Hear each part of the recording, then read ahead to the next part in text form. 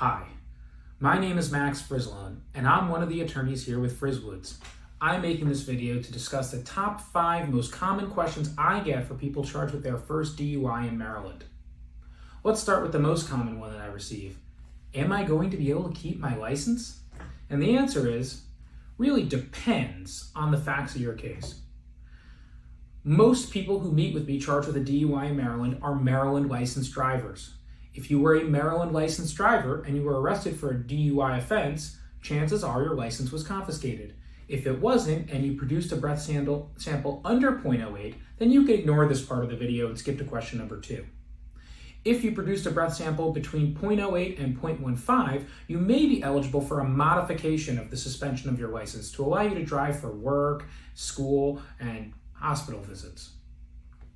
If you gave a breath sample over 0.15, then you're more likely than not going to have to participate in Maryland's Ignition Interlock program. If you refuse the breath sample, similarly, you may have to participate in Maryland's Ignition Interlock program. The reason I say that you may have to participate in the program is that your attorney can still challenge the basis for your license suspension with the Motor Vehicle Administration at an administrative hearing. That request should be made within 10 days, but can be made within 30 days. Outside of the 30-day mark, you're going to have to participate in that Ignition Interlock program in order to keep your license valid. 45 days from the issuance of the paperwork at the time of your license confiscation, and a suspension will take effect. And the length of that suspension will depend upon your breath sample or refusal. The second most common question that I receive is, am I going to go to jail? And the answer is, like the answer to question number 1, it really depends.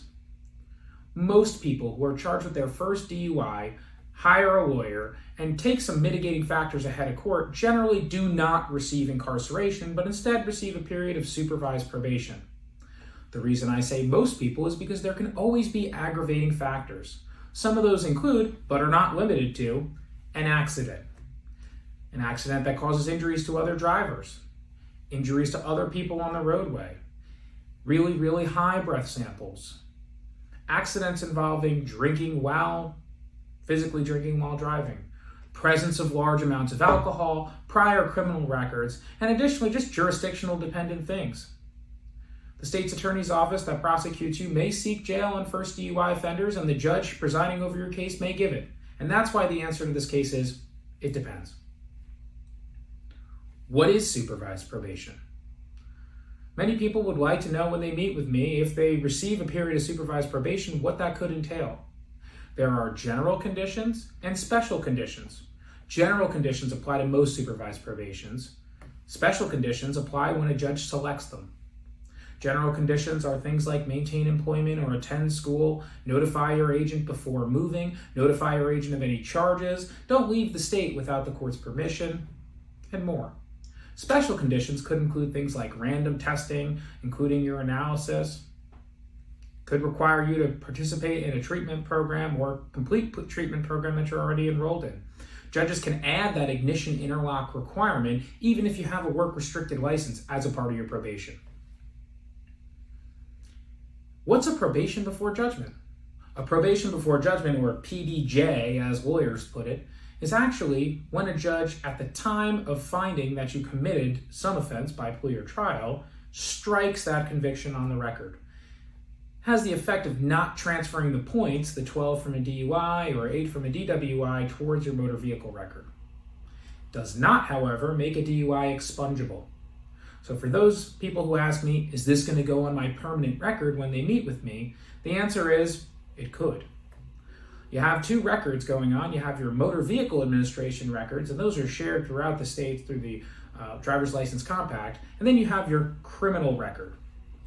Your motor vehicle record may already have information about your breath sample or refusal, and your criminal record could potentially have records related to the way your case resolves. Can you have my charges dismissed, Max? The answer is also, it depends. As a firm, we've had charges dismissed for our clients. We've achieved not guilty results at trials as well. The way that a case gets dismissed can depend on a lot of different factors. Some of the common ones include there was no legal basis for the stop, there was no probable cause for the arrest, the breath result was improperly taken or inaccurate, or simply the state's not prepared to go to trial on your trial date. These are all case specific, but the most important thing you can do if you've been charged with a first DUI is speak with a lawyer. So give us a call and we'd be more than happy to meet with you and discuss your charges. Thanks.